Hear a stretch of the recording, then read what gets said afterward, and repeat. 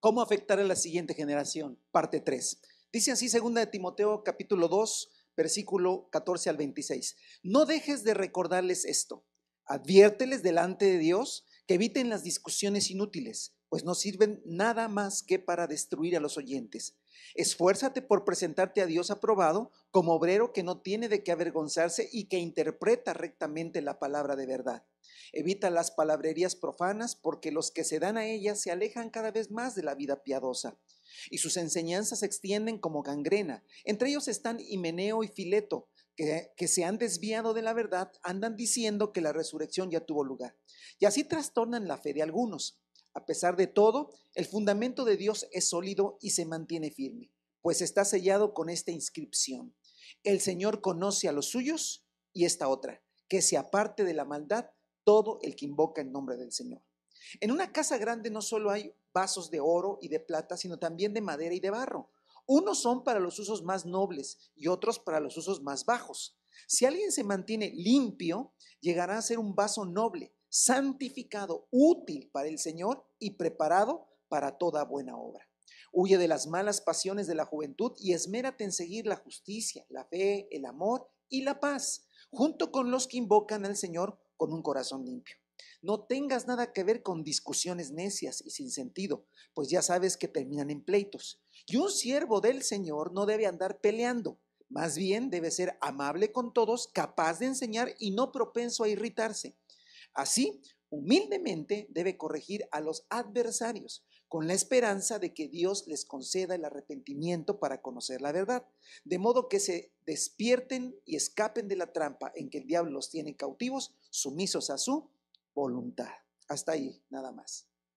Bueno, pues como ya lo sabemos, estamos leyendo la segunda carta del apóstol Pablo a Timoteo y tenemos todo un seminario, ¿verdad? Donde el apóstol Pablo está instruyendo a Timoteo porque él a su vez tenía que instruir a otros, ¿sí? Esto lo dice en el capítulo 2, versículo 1 y 2, donde le dice que lo que él ha aprendido, lo que Pablo le ha enseñado, lo encargue a hombres fieles que han de enseñar también a otros. El entendimiento tradicional que se tiene de estas cartas y de algunos pasajes es que están escritas para pastores, o que está escrito para evangelistas o profetas o apóstoles o maestros de la palabra, que es una enseñanza que no es para todos, sino que es solamente para un cierto sector de la iglesia, aquellos que están ocupados de predicar la palabra, ¿no? Definitivamente es una interpretación equivocada, ¿sí? Porque yo creo, hermanos, que todo cristiano es un hombre fiel, toda cristiana es una mujer fiel, ¿verdad?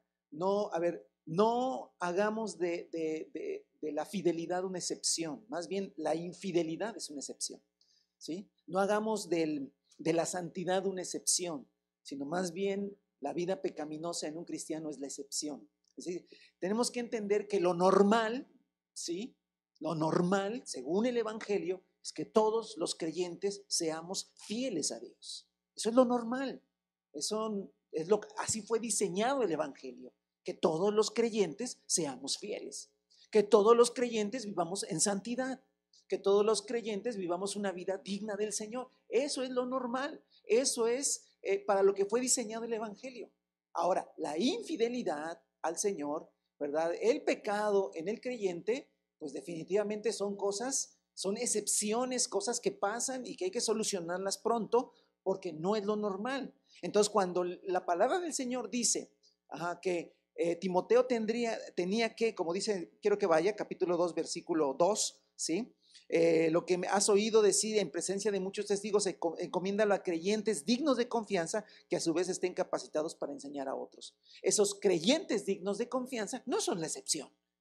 No son una cosa que, o una persona que encuentras un cristiano fiel, ¿verdad? Lo vas a encontrar en uno en un millón. No, definitivamente entonces es un fracaso todo eso, ¿sí? Creyentes dignos de confianza debemos y deberíamos ser todos. Entonces, en este entendimiento, esta serie de enseñanzas que encontramos cómo afectar a la siguiente generación es una enseñanza para todos, ¿sale?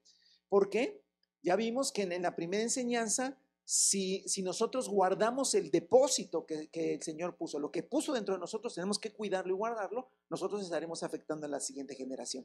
Y lo que vimos la vez pasada es que si nosotros vivimos el Evangelio sin atajos, sin hacer trampa, sino siguiendo el sufrimiento como parte del Evangelio, también afectaremos a la siguiente generación. ¿Sale?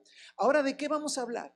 Bueno, vamos a hablar un poco acerca de cómo tratar, cómo usar la palabra de Dios. Es muy importante y es una enseñanza para todos los creyentes, ¿sale? Entonces dice en el versículo 14, que es de donde comenzamos, ¿verdad? No dejes de recordarles esto. Pablo sigue hablando de que Timoteo tiene que recordarles a todos los creyentes dignos de confianza, a todos los verdaderos creyentes, ciertas cosas, ¿verdad? Como las que viene diciendo. No dejes de recordarles esto.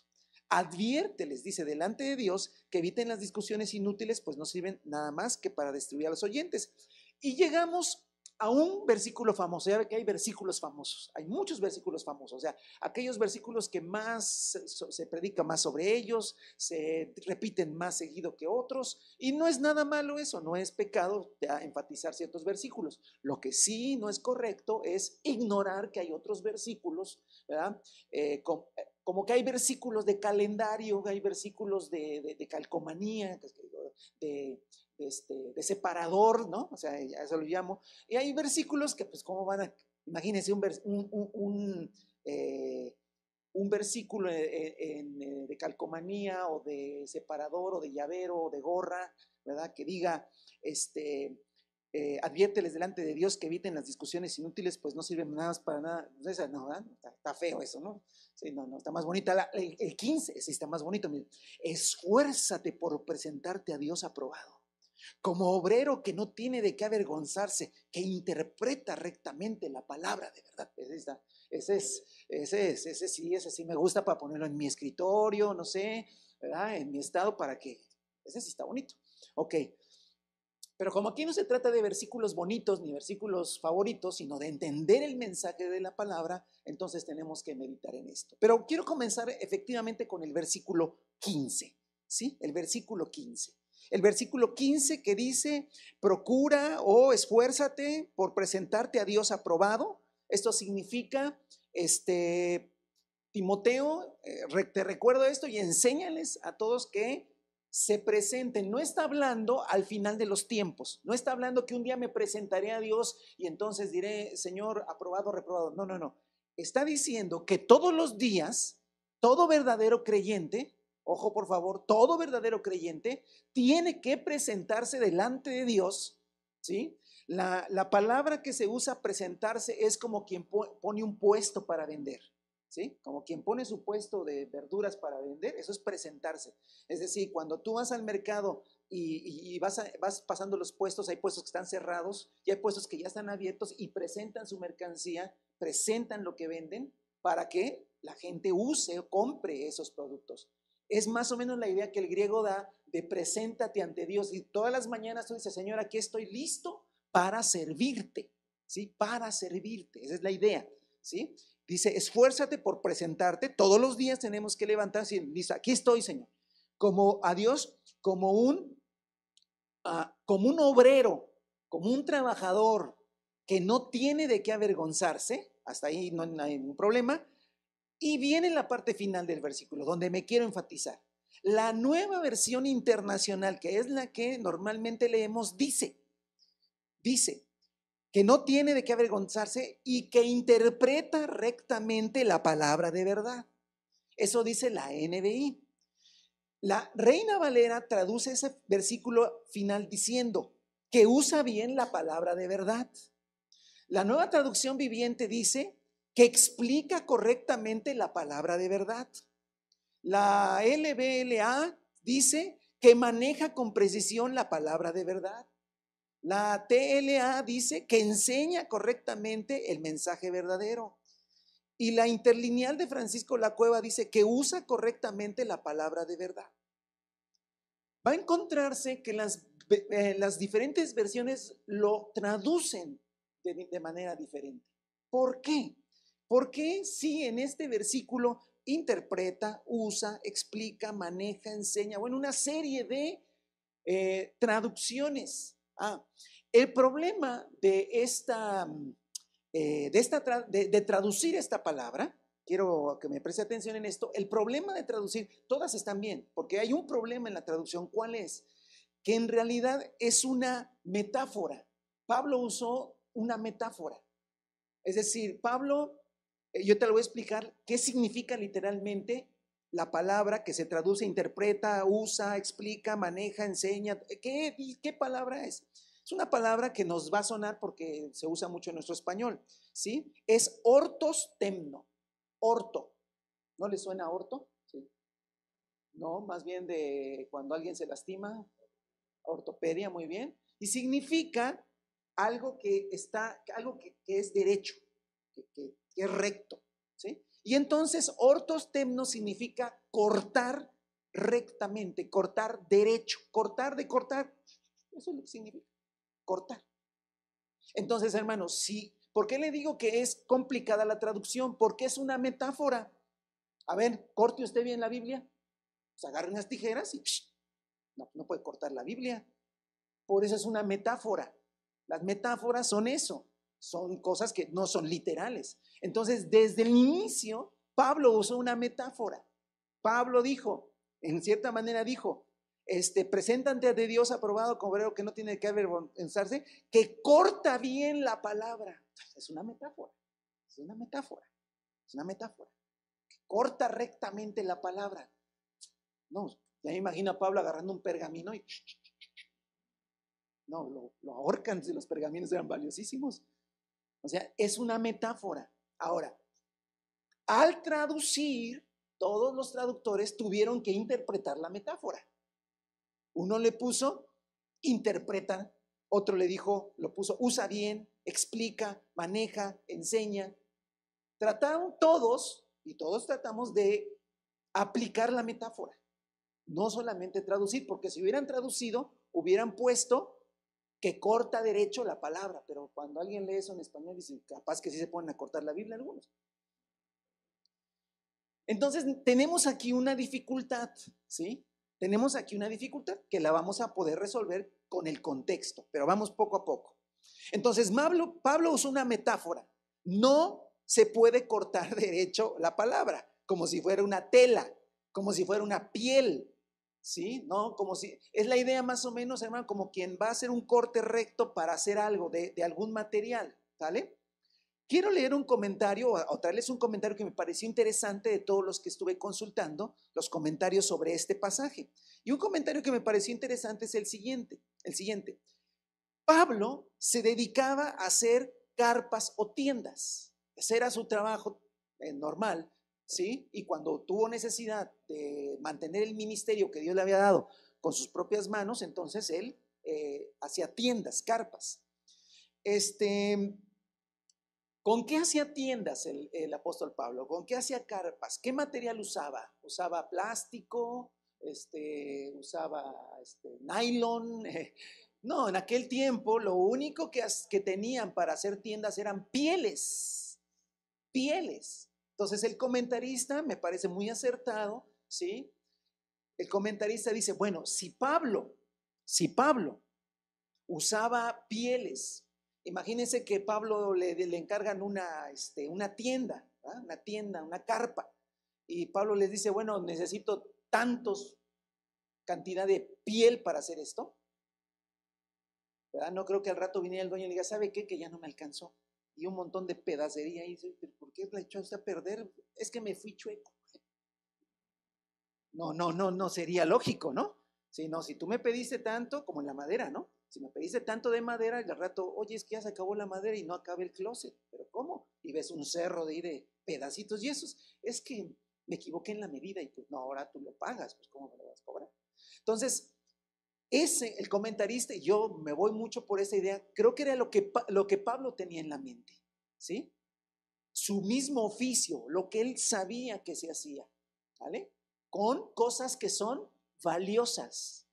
Entonces, me parece acertado que Pablo, al dedicarse a hacer carpas o tiendas, sabía la importancia de cortar derecho o rectamente o hacer buenos cortes a la piel que usaba para hacer tiendas, porque no podían desperdiciar.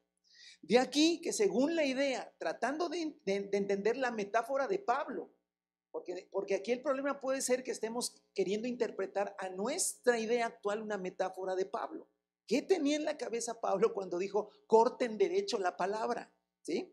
Según esta idea, la metáfora de Pablo se refiere a darle un trato serio a lo que sea, a algo, a lo que sea. Darle un trato ¿qué? Serio a lo que haga.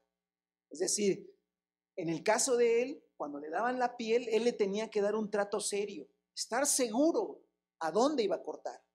¿Verdad? Es como el carpintero quisiera poner muchos oficios, que no le dan una madera pues de las comunes, a lo mejor le dan una fina madera, muy cara, muy costosa, y le dicen, por favor, hágame con esto este mueble. No tenemos más que esta madera.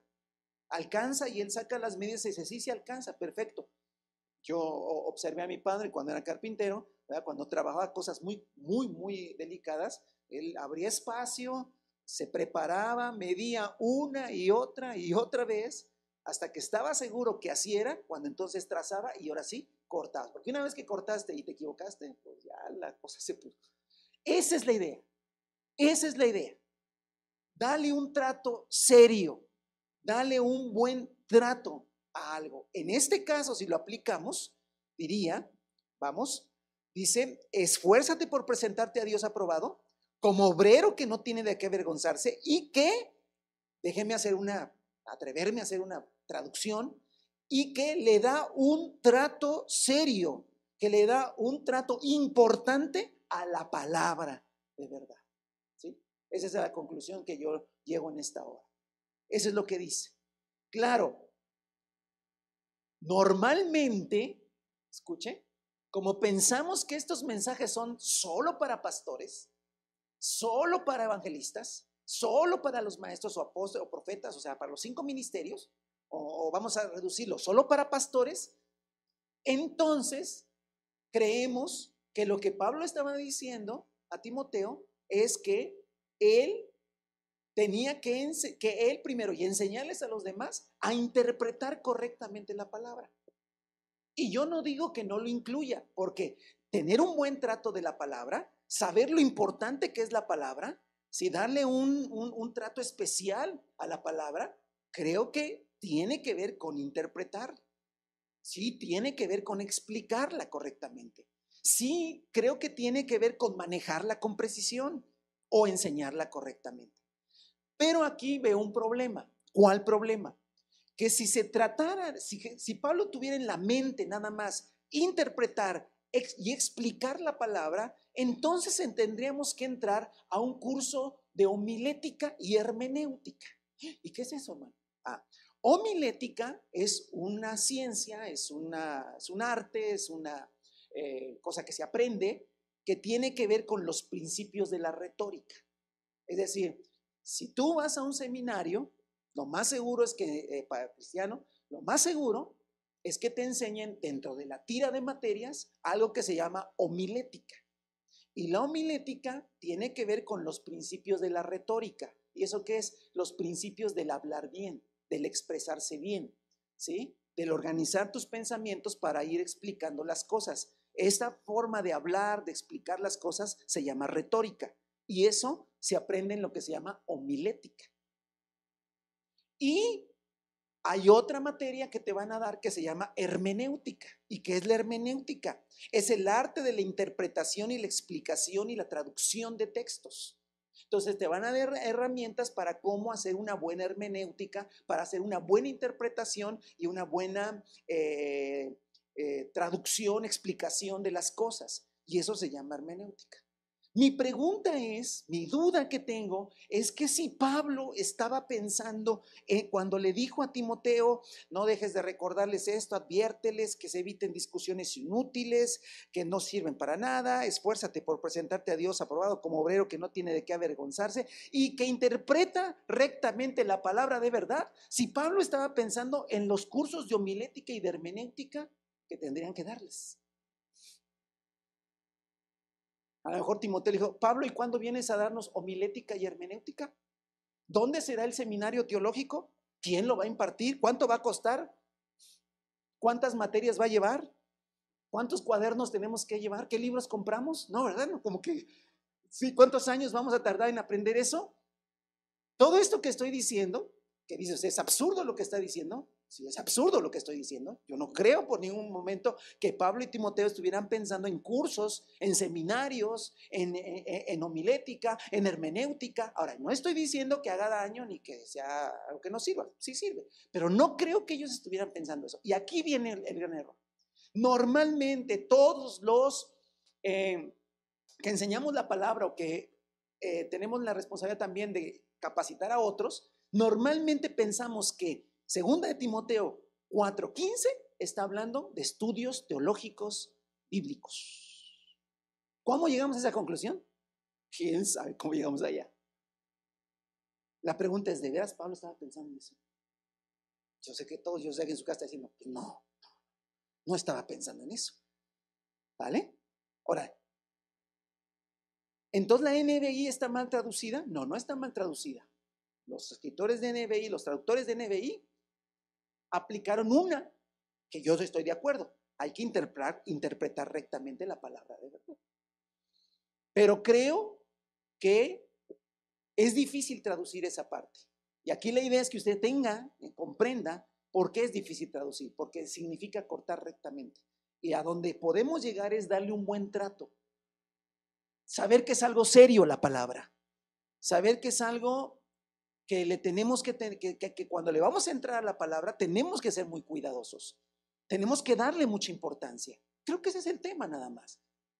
Pablo quería que la gente fiel, que enseñaría a otros y que podría transmitir a la siguiente generación, ojo, que puede transmitir a la siguiente generación el evangelio, son personas, jóvenes, señoritas, varones, mujeres, ancianos, ancianas, que tenemos en alta estima la palabra. Creo que ese es el mensaje central, que tiene en alta estima la palabra, que sabe que es muy importante la palabra, que la palabra es algo serio, que la palabra es algo a lo que hay que darle un buen trato, que la palabra no es algo corriente, común, que la palabra en realidad tiene su importancia y se le tiene que dar esa importancia. Porque, hermanos, porque la palabra es viva y eficaz y es más penetrante que toda espada de dos filos. Y la palabra, hermano, es la Biblia, la palabra de Dios, es la voluntad de Dios expresada a los hombres y nosotros tenemos que ver que no es cualquier libro, que no es cualquier cosa lo que dice y tenemos que acercar, sí, leer la Biblia, sí, leerla cuidadosamente, prestarle atención, ver qué dice, comparar, analizar, pedir al Señor que nos enseñe su palabra. Creo, hermano, que eso es en esencia lo que Pablo estaba diciendo. ¿Sale? Lo otro, interpretarla, explicarla, manejarla, enseñarla. A ver, a lo mejor hay quien tiene facilidad para explicarla y hay quien no tiene facilidad para explicarla. Y entonces, ¿cómo nos quedamos? No, pues que tome un curso de homilética, pero es que ese no es el tema. El tema no son seminarios. Por eso, muchos pensamos que estas cartas son para los pastores. Pues que vayan al seminario y ya que ellos vayan allá. Y yo mientras estudio otra cosa, porque eso no es para mí. Mentira. La palabra de Dios es para todos nosotros. ¿Sí? Y entonces, ciertamente los pastores le tenemos que dar importancia a la palabra, pero ciertamente todo hombre fiel y mujer fiel le tiene que dar importancia a la palabra. Jóvenes tienen que tener su Biblia, jóvenes tienen que leer su palabra, porque si le dan importancia a eso, tienen que escudriñar la escritura, tienen que estar leyendo la palabra, tienen que estar reflexionando en ella, tienen que estar haciendo anotaciones. A veces, hermanos, sucede cuando todavía Cristo no gobierna el corazón, ¿verdad? Ahorita no es el momento, pero a veces papá dice, vámonos hijos a la iglesia, sí, y ya salen todos, eso sí, su celular no se les olvida, ¿verdad? Pero, y la Biblia, ay, la Biblia, perdón. Y la trae toda chicharrón, ¿no? Toda así doblada. Ay, hijo, es que quién sabe, se quedó. No, pero no le toquen el celular, ¿verdad? No, ni lo rayen, porque entonces sí, la cosa se pone. Ese es el tema, que no le estamos dando a la palabra la importancia. Eso es lo que está diciendo. Los hombres fieles le dan importancia a la palabra. No solamente como libro, sino como contenido, obviamente. Y hay un estudio cuidadoso, constante, reflexivo de la palabra. Eso es lo que está diciendo. ¿Sale? Ahora, pero no es solamente eso, hermano. Hay algo interesante, muy interesante, que es que aquí sí, yo estudié en un seminario, porque la revelación en el tiempo que conocí fue así, estudié en varios seminarios, ¿verdad? Y bueno, me enseñaron cosas que sí me sirven, no puedo decir que no, me enseñaron cosas que no me sirven, y también me enseñaron cosas que nunca me sirvieron, ¿verdad? Y hay cosas de las cuales tuve que también librarme. Pero hay algo interesante. Sí, nos fijamos mucho en el versículo 15, pero no nos fijamos en el versículo 14, en el 16, en el 23. No nos fijamos en el capítulo 1, versículo 6, ni en 1 Timoteo 1, 6, 4, ni en el 6, 20, ni en Tito 3, 8, 11. ¿Y eso qué, hermano? Que no nos fijamos en esos. ¿Por qué no nos fijamos en eso? Porque si en los seminarios nos enseñaran esto, sería muy bueno. Y le voy a explicar por qué. Ahora, no se trata de que esto empiece a fijarse en los pastores, ni en los que fueron a seminarios, sino cada quien en su propia vida. Pero aquí hay un tema importantísimo, y es el siguiente. ¿Cuál es el contexto del versículo 15? El 14 y el 16. Y dice así: adviérteles delante de Dios que eviten las discusiones inútiles, pues no sirven nada más que para destruir a los oyentes. Luego viene el 15 y el 16, ¿qué dice? Evita las palabrerías profanas, porque los que se dan a ellas se alejan cada vez más y más de la vida piadosa. Si usted quiere ver una imagen como un sándwich, abajo dice: evita discusiones inútiles. Luego viene el 15, que es el jamón, ¿verdad? Y entonces ahí dice: procura presentarte a Dios aprobado, que traza bien la palabra de verdad, que interpreta bien. Y luego el pan de arriba dice: evita las palabrerías profanas. Entre el versículo 15, que es el 14 y el 16, Pablo menciona que los hombres fieles deben evitar discusiones inútiles. Y usted dirá: bueno, pero hay discusiones útiles. Hay que evitar las inútiles. Bueno. En el original, ojo, en el original, ¿sí? Discusiones inútiles es una sola palabra. Y no son discusiones, adjetivo, inútiles, sino junto. Y significa contender o pelear sobre palabras. O sea, una discusión. ¿Qué es una discusión? Decirnos cosas. No, esto es así, no es así, no es así, no, pero tú, pero no, pero sí, pero yo. Cuando yo estoy discutiendo con palabras, ¿sí? Con argumentos, entonces caigo en lo que se llama contender sobre palabras.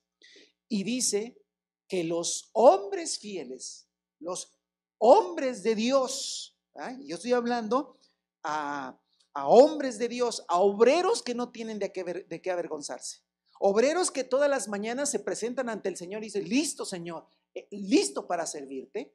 Dice que los obreros de Dios, los hombres de Dios, los hombres y mujeres fieles, o sea, tú debes evitar contender en palabras, discusiones inútiles. ¿Por qué, hermano? ¿Por qué? Porque dice el versículo 14 que no sirven para nada más que para destruir ¿a qué? A los oyentes. El apóstol Pablo y la palabra del Señor dice que cuando alguien se pone a discutir con otra persona, a lo mejor ganes la discusión, o a lo mejor pierdas la discusión, o a lo mejor pierdes pero sientes que ganaste, o a lo mejor ganaste y sientes que perdiste, pero ese no es el problema. El problema no es si ganaste una discusión, el problema es los que te oyeron. Porque los que te oyeron se fueron diciendo: ¿por qué se pelearon? Ni siquiera se acuerdan del tema que discutiste. Se van con la idea y la tristeza en el corazón de por qué se pelearon los hermanos.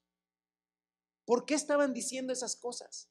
¿Por qué alzó la voz? ¿Por qué el otro dijo? ¿Por qué discutían y discutían y discutían sobre palabras? Dice que lo único que hace es trastornar, destruir a los oyentes. Es decir, un verdadero siervo de Dios, que eres tú, tiene que estar pensando: si voy a hablar sobre algo y empieza una discusión, lo mejor es parar. ¿Por qué? Porque hay gente que me está oyendo. Y lo único que voy a hacer es destruirlos, porque ellos van a tener una imagen, ¿sí? Mi esposa y yo a veces, como todos los matrimonios, tenemos, no, es que esto es así, no, y mis hijas, una de mis hijas estaba más chiquita y decía, ¿por qué pelean? Y yo le decía, no estamos peleando, estamos discutiendo un tema. Eso es lo mismo, ¿verdad? Pero yo lo manejaba de otra manera. ¿Ya? Entonces, vea cómo a la niña le afectaba que nosotros estemos, no, pero sí, no, pero es que tú dices, no, pero ve que tú también, fíjate, pues, pero el otro día, acuérdate, no, pero hace un año también tú, o sea, todo el asunto, ya sabes. Y una niña, ¿por qué pelean? No, hija, estamos discutiendo. Ah, bueno, ¿no es lo mismo? ¿Y no es lo mismo? No, no es lo mismo. Ok. Pero será lo mismo, no será lo mismo, pero el oyente se va, ¿qué? Dañado. Y un obrero de Dios, un hombre de Dios, no tiene que darse a las discusiones. Hermano, ese es el contexto de tener en alta estima la palabra. Escuche, porque si yo me pongo a discutir con alguien la palabra y discuto y peleo ciertas cosas y al final son destruidos los oyentes, escúcheme, la palabra no fue un desperdicio. Acuérdese de la piel, de las carpas de Pablo, acuérdese, fue un desperdicio, porque no edificó a nadie.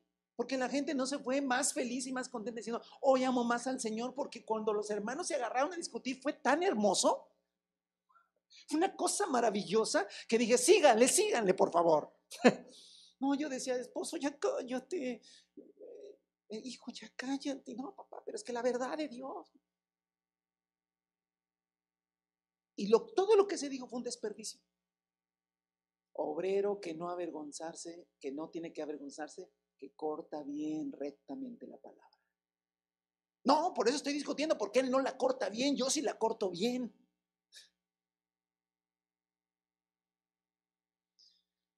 Y no solo eso, miren lo que dice el versículo 23. Es poderoso, hermano. Y eso nunca me lo decían en el seminario. Al contrario, nos dábamos unos agarrones en el salón de clase que olvídate. Dice el 23, no tengas nada que ver con discusiones necias y sin sentido, pues ya sabes que terminan en pleitos. Y un siervo del Señor, tú hermano, yo, no debe andar peleando. Más bien, debe ser amable con todos, capaz de enseñar y no propenso a irritarse. Así, humildemente, debe corregir a los adversarios. Ojo, con la esperanza de que Dios les concede el arrepentimiento para conocer la verdad. Yo no estoy diciendo que no haya que predicar de Cristo. Yo no digo que no haya que decir, bueno, esto es así. Escuchen, a veces pensamos que el que discute es el más valiente. No, es que ese sí es valiente porque ese no se hizo, dijo y dijo. Bueno, la Biblia no dice eso. El valor, porque dijo, bien lo dice la misma carta a Timoteo, porque Dios no nos dio espíritu de timidez, sino de poder, de amor y de dominio propio, significa que yo tengo que predicar de Cristo y hablar la verdad. Y si por hablar la verdad sufro, pues bien, así es esto. Pero aquí está hablando de otra cosa. Está hablando de que si yo voy a hablar la palabra y esto genera una discusión, yo tengo que parar. ¿Por qué? Porque en la discusión ya nada, ya la palabra no va a reinar, no va a gobernar. Al contrario, va a lastimar a los oyentes. Ah, pero los vas a dejar en el error. Lee la Biblia. Dice, humildemente debe corregir a los adversarios, con la esperanza de que Dios les conceda el arrepentimiento para conocer la verdad. No será mi discusión, no será mi argumentación lo que va a concederles el arrepentimiento. Quien concede el arrepentimiento es ¿quién? Dios. Entonces yo tengo que hablar la palabra, pero en el momento que haya una discusión, ahora, si la gente está preguntando, yo sigo enseñando, pero en el momento que empezamos a discutir y empezamos a, no, tú, no, pero ustedes también, no, pero ustedes tampoco, no, y en ese momento yo, como hombre de Dios, debo parar y decir, pero ¿los vas a dejar en su error? No, no, Es que al final de cuentas yo no tengo la capacidad de convencer a nadie. Quien lo convence es Dios. Entonces no creas que lo que tú digas al final va a convencer. Es Dios el que va a convencer. Y sí puede pasar lo contrario. ¿Qué? Que ni los convenciste porque tú no puedes y quedaste como un hombre iracundo, como una mujer alocada, con una mujer que hasta ofendió, como un hombre que hasta fue arrogante, como un hombre. Y ya la palabra, ya nadie se acordó de la palabra, se acordó de cómo te pusiste, de lo furibundo que estabas. De eso se quedó. Es la imagen. ¿Y por qué se enojó tanto? Ya en el tema ni siquiera se acuerda. Ese es hermano. Y eso tiene que ver con la palabra. Entonces, vean cómo nos hemos perdido en la hermenéutica y en la homilética y en mil cosas, y las cosas más importantes las hemos dejado a un lado. Evita discusiones inútiles porque no sirven para nada, porque destruyen a los oyentes. El tema de hoy no es un tema emocionalista, ni es un tema que tú digas, pero ¿para qué me va a servir esto? Es vida, la vida de un obrero de Dios, la vida de un verdadero siervo de Dios, la vida de un verdadero cristiano. Aquí está. No tienes que estar en discusiones con nadie, ¿sí? Obviamente menos con tus vecinos o con nadie en el camino de la vida, estar discutiendo con la gente. Pensamos, escuche, tenemos un mal concepto.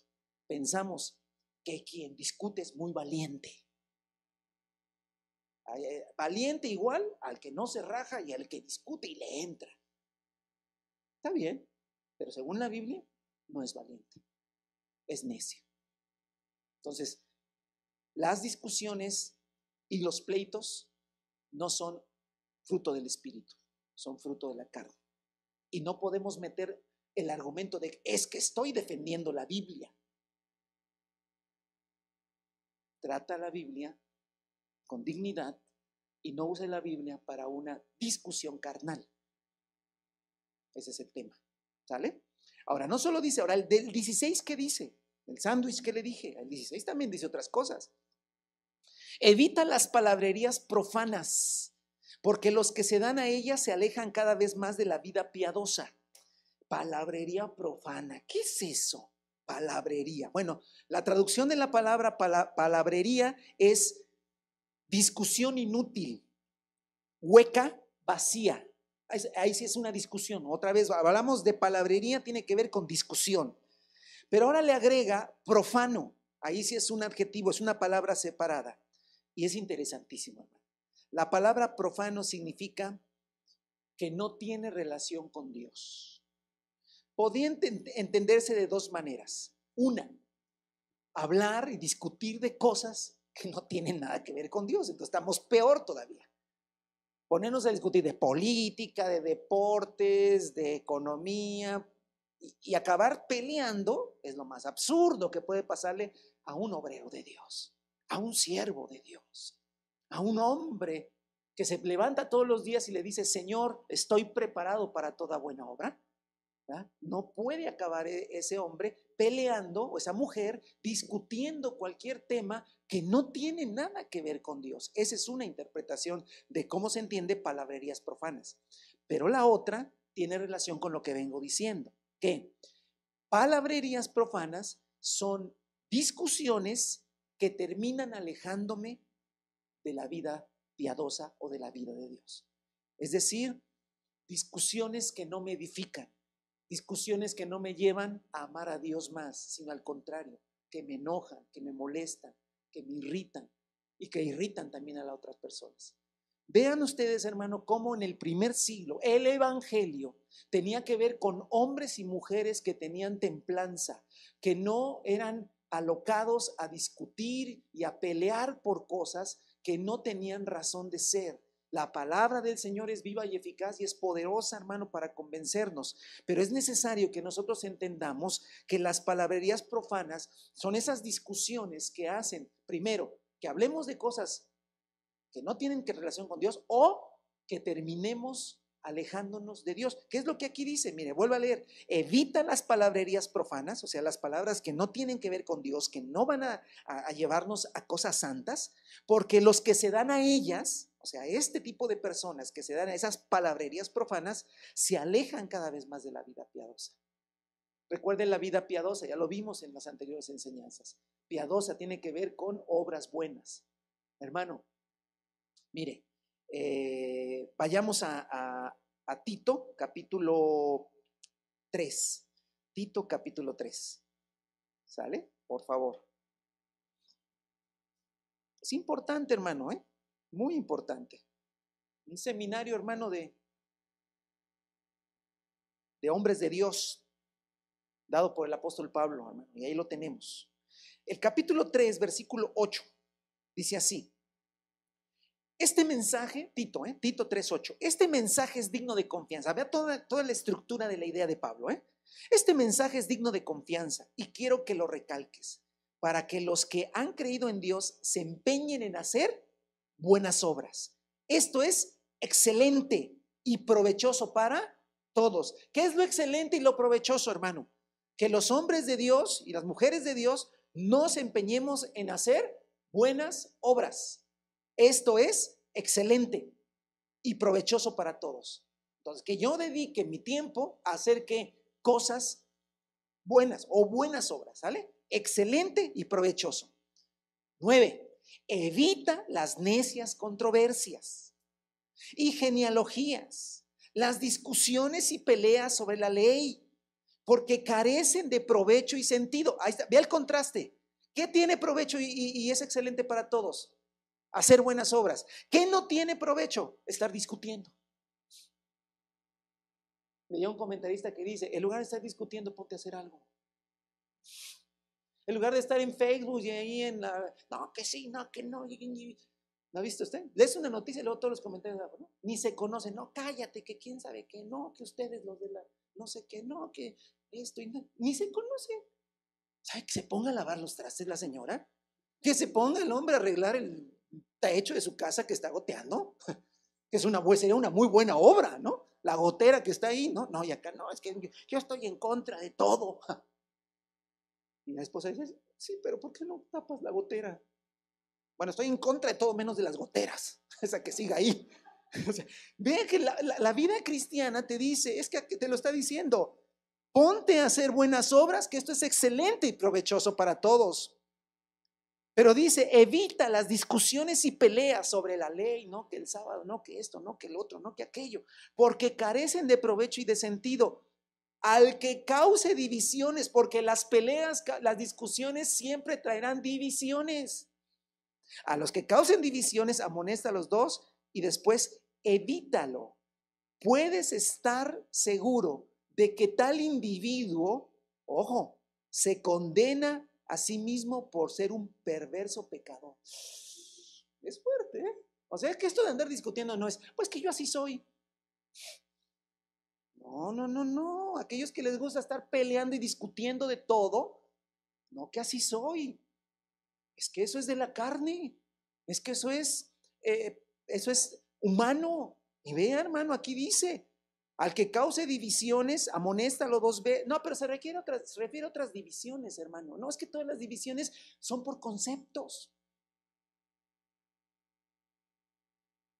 Puedes estar seguro que el tal individuo se condena a sí mismo por ser un perverso pecador. Entonces regrese a Timoteo, por favor. Vea cómo el equilibrio, Pablo tiene un equilibrio. Yo sé que todo esto dice usted, bueno, pero eso no es tan trascendente, lo que importa es el cielo, el infierno, el apocalipsis, sí, todo importa, pero eso también es palabra y muy práctica.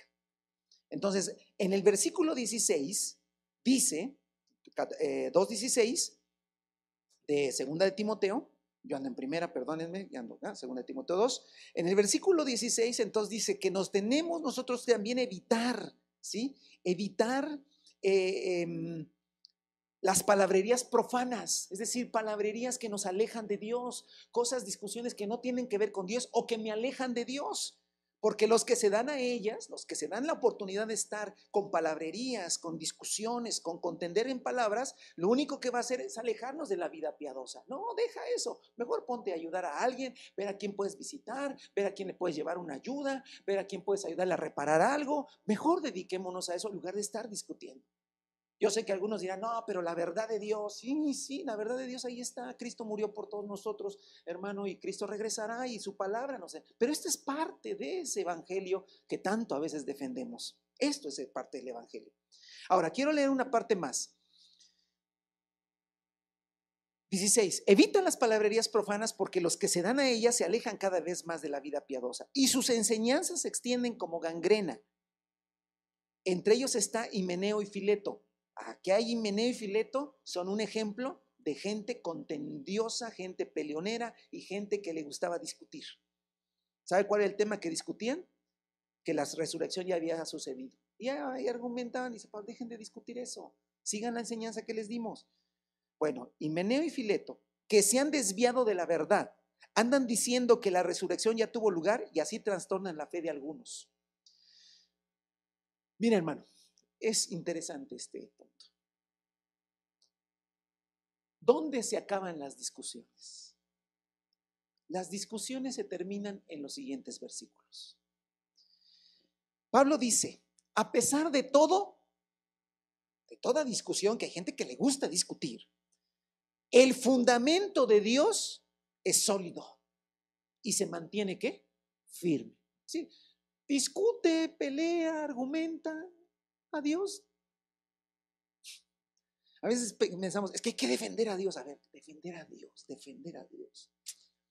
Ya hasta donde sea, hermanos, Dios se defiende bien solito y bien fuerte. Pregúntenle a Faraón. O sea, pregúntenle a Babilonia, pregúntenle a todo mundo si a Dios hay que defenderlo. Dios no hay que defenderlo.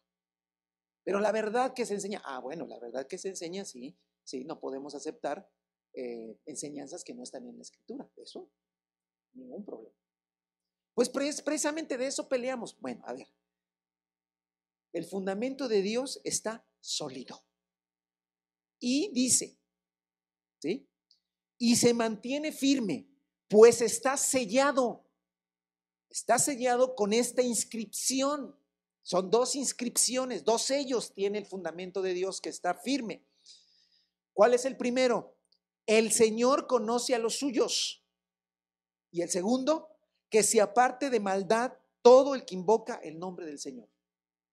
¿Qué significa esto, hermano? ¿De qué están hablando? Bueno, se habla de lo siguiente, hermanos. El apóstol Pablo dice, ya no hagan tanta discusión. ¿Para qué hacen tanta discusión? Mejor pónganse a hacer buenas obras. ¿Ya? No nos trata de estar discutiendo términos teológicos y que si esto y que si lo otro, cosas que ni la mente puede entender, hermano. Simplemente el fundamento de Dios es este y tiene un sello firme que dice que el Señor conoce ¿qué? A los suyos y aparte de esa maldad todo el que invoca el nombre del Señor. Hermano, un sello significa dos cosas. Primero, propiedad y segundo, origen, ¿no? Cuando un producto tiene un sello, tú sabes de dónde viene y también a quién le pertenece, ¿no? Cuando hay un sello de garantía, entonces te dice que eso es genuino, o si hay un sello, te dice a quién le pertenece eso. Hermano, Dios ha puesto dos sellos en su fundamento y está firme y nunca ha cambiado.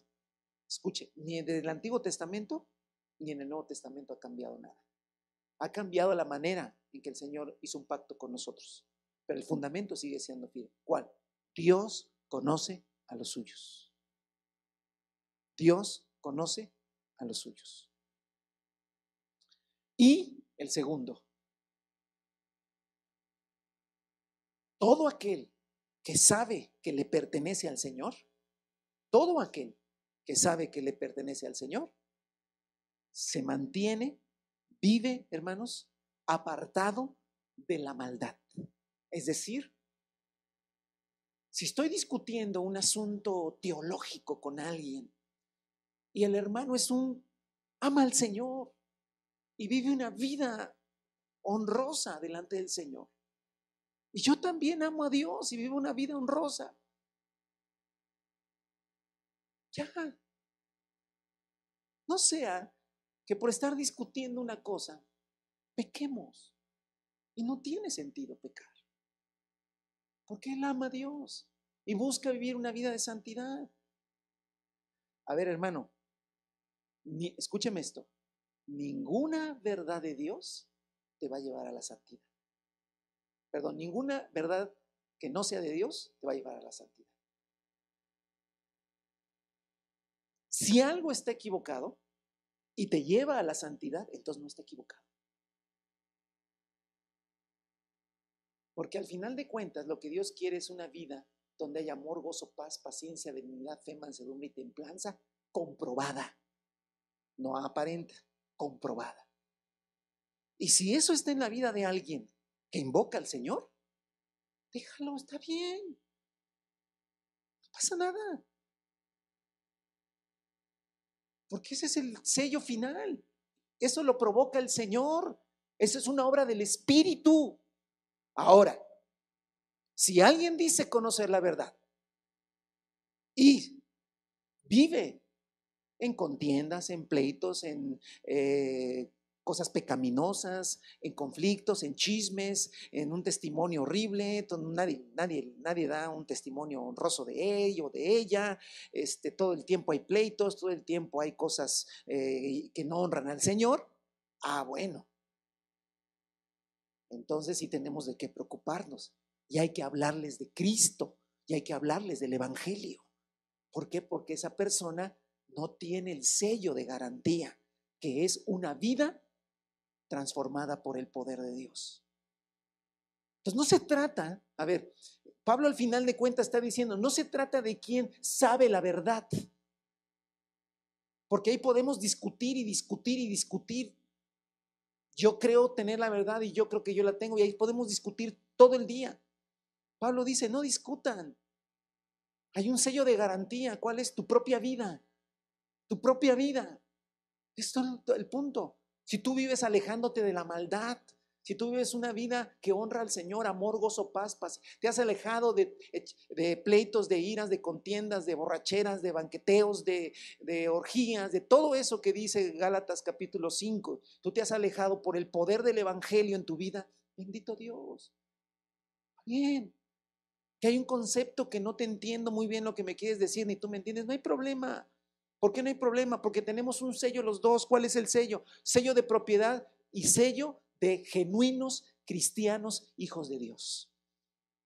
Hermano, es importante esto.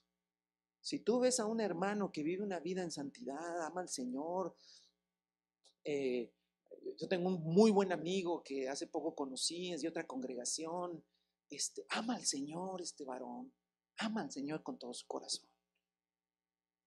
¿Sí?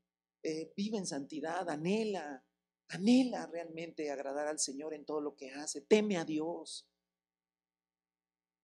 cree en el Señor Jesucristo, habla de Cristo. Yo también. ¿Sabe qué, hermano? Del tiempo que tengo una amistad que me ha edificado, su amistad me ha edificado, porque trabaja ahí por la casa, llega y platicamos. El otro día fue con su esposa, me platicó su testimonio, hermano, me edificó una cosa hermosa junto con mi esposa. Edificó a mis hijos lo que nos platicó, su testimonio, cómo pasó, cómo conoció a Cristo, una cosa hermosa. Al final me dice, tú eres mi amigo, hermano. Así me dijo, tú eres mi amigo. Y yo agradezco haber encontrado un amigo como tú. No, tú también eres mi amigo, hermano. ¿Qué una cosa? Nunca hemos platicado un tema doctrinal. ¿Para qué? Nunca le he dicho, ¿y usted qué cree de Cristo? Antes te voy a examinar para ver si tienes la doctrina verdadera. Si me lo está mostrando con su vida, una vida de santidad, de honra, de integridad, ¿qué le voy a estar buscando? Este varón tiene un sello, hermano, que dice que el Señor lo conoce y él conoce al Señor. Y aparte de maldad, todo el que invoca el nombre del Señor, yo lo veo. A mí tampoco, él nunca me ha preguntado, hermano, ¿y tú qué crees de esto? Nunca, nunca. Él siempre hermano, ¿cómo estás? Estoy orando por ti, hermano, yo también. Me ha encontrado cuando salíamos de viaje, ¿verdad? Hace muchos meses. ¿Verdad? Hermano, está ahí por ahí trabajando, hermano, ¿qué? Estoy orando por ti, que Dios te use. Es maravillosa. Y nunca me ha dicho, ¿pero tú qué predicas? A ver, dime, ¿qué Biblia usas? ¿Me entiendes? Yo veo en él el sello de garantía y él me dijo esta última vez que lo vi, hermano, yo trabajo aquí en toda esta unidad. Todos dan buen testimonio de ti. digo, gracias, tú eres mi amigo. Sí, tú eres mi amigo. No nos abrazamos porque respetamos la sana distancia, pero ganas tenemos. Nunca he platicado un tema doctrinal con él. Él me dice, hermano, fíjate que tuve un sueño, fíjate que el Señor me habló de esta manera, fíjate que el Señor me habló de esta otra, y todo es Dios. Para él su tema es Dios. Hermano, tiene el sello de garantía. Vamos a otra cosa. Jamás discutiré con este varón ningún tema. Y si algún día me pregunta sobre algo, yo le diría, bueno, yo pienso que es así, hermano. Yo pienso que es así, listo. ¿A qué congregación va? No sé. ¿Cómo se llama? No sé. ¿Qué denominaciones? No sé, no sé. Y me interesa. Bendito sea el nombre del Señor, hermanos. Así, hermanos, que seamos conocidos de esa manera. Eso es. Y evitemos toda palabrería, todo lo que es inútil, hermano, y que no sirve para nada. Amén. Fíjese que para terminar, regresemos a Timoteo. Estamos en el capítulo 2, pero vean que, hermano, yo quiero hacer un recorrido por las dos cartas, así para finalizar, solamente para enfatizar que esto de las discusiones no es de Dios. Primera de Timoteo capítulo 1. Vais a Primera de Timoteo capítulo 1, versículo 6. Pablo estaba muy consciente, hermano, de que el verdadero hombre de Dios no anda en discusiones. Dice el Timoteo 1:6, algunos se han desviado de esta línea de conducta y se han enredado en discusiones inútiles. Ese es 1 Timoteo 1:6. Váyase al capítulo 6, versículo 4. ¿Sí? Ya llevamos, así que llevamos una. En el capítulo 6, versículo 4, este es fuertísimo, dice, dice, es un obstinado que nada entiende. Ese tal padece del afán enfermizo. Qué tremendo, Ese tal padece del afán enfermizo de provocar discusiones inútiles que generan envidias, discordias, insultos, suspicacias y altercados entre personas de mente depravada, carentes de la verdad. Hermano, qué tremendo, ¿Cómo lo ve el apóstol Pablo? 6:20. Vamos, dos o tres ahí van, pero el 20 dice, Timoteo, cuida bien lo que se te ha confiado, evita las discusiones profanas e inútiles y los argumentos de la falsa ciencia. 3 pasajes, segunda de Timoteo 2:14, que es donde estamos, ¿verdad? Vamos a ir nuevamente, segunda de Timoteo 2:14, que ya lo he estado leyendo, pero lo leo en esta secuencia para que tengamos un concepto general. No dejes de recordarles esto, adviérteles delante de Dios que eviten las discusiones inútiles, pues no sirven nada más que para destruir a los oyentes, ¿sí? Y el 2:23, ¿sí? Dice así, bendito es el nombre del Señor. 2:23 de Timoteo, me salté al 3, permítanme. El 2:23 dice, no tengas nada que ver con discusiones necias y sin sentido, pues ya sabes que terminan en pleitos. Y un siervo del Señor no debe andar peleando, más bien debe ser amable con todos, capaz de enseñar y no propenso a irritarse. 5 veces nos dice las cartas de Timoteo, que debemos evitar discusiones inútiles. Y Tito otra vez lo reafirma. Entonces el apóstol Pablo sí tenía en mente que si queremos transmitir a la siguiente generación el evangelio, hermano, pero no el evangelio de palabras, que aprendo palabras, repito palabras, me memorizo palabras, no, sino el evangelio de la vivencia.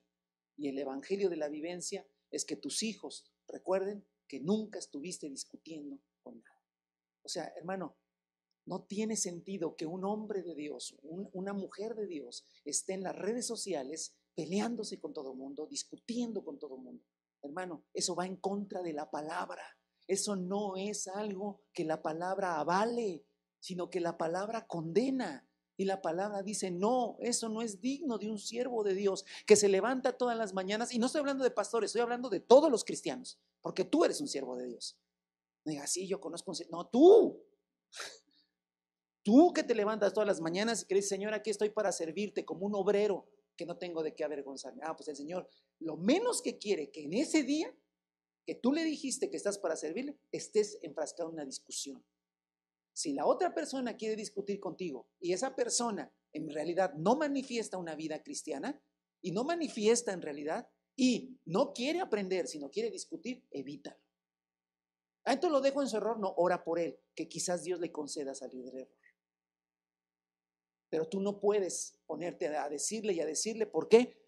Porque entonces tú vas a entrar en un pleito y en una discusión. Y entonces tú no estarás honrando al Señor. Hermano, ¿y dónde está el valor, la valentía de no haber? Es que yo no me avergüenzo de la... No, yo tampoco. Y como no me avergüenzo de la palabra, le presto atención a la palabra. Y la palabra me dice que no discuta. No, pero yo tengo ganas. Tú tienes ganas de discutir. Es tu carne. Ahora, el valor está, hermano, ¿en qué? En que no voy a negar que creo en Jesucristo. Y no voy a negar de hablarle a la gente de Cristo. Y si eso me genera un problema, pues ya.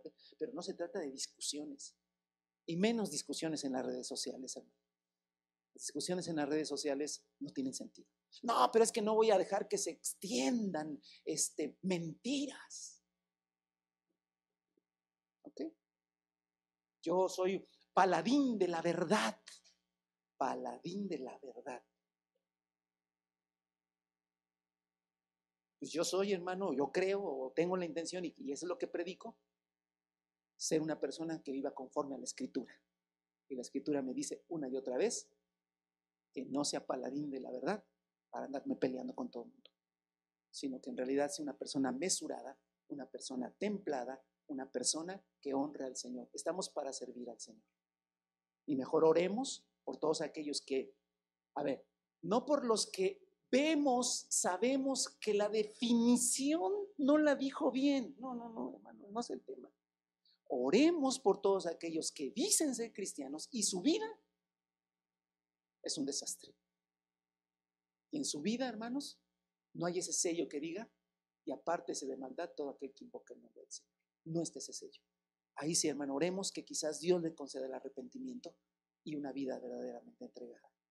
Y si tú eres una persona, hermano, que no estás teniendo esa vida de calidad, alejándote cada vez más de la maldad y viviendo una vida de justicia delante de Dios, pues yo te exhorto en esta mañana a que dejes ese camino, hermano. Aunque tú digas que conoces la Biblia, aunque tú digas que conoces muchas cosas, aunque tú digas que le predicas a la gente, mejor no les prediques, mejor vive una vida que respalde lo que vas a hablar, lo que vas a decir. No discutas con otras personas, o menos con otros cristianos de otras congregaciones. No, es que no viven lo que predican, vívelo tú. Vívelo tú y muéstralo, ¿sí? Y ora por ellos. Y si algún día puedes intercambiar una idea, una plática, hazlo. Pero cuando veas que hay una discusión, una molestia, para. Porque eso no va a edificar a nadie y va a trastornar a los oyentes. Si vivimos un evangelio así, hermano, como hombres y mujeres fieles, seguro que vamos a afectar a la siguiente generación. Porque dejaremos un testimonio intachable de una vida íntegra, hermano. Y nos querrán seguir el evangelio que vivimos, ¿verdad? Porque verán una templanza y un dominio propio, fruto del Espíritu Santo. Amén.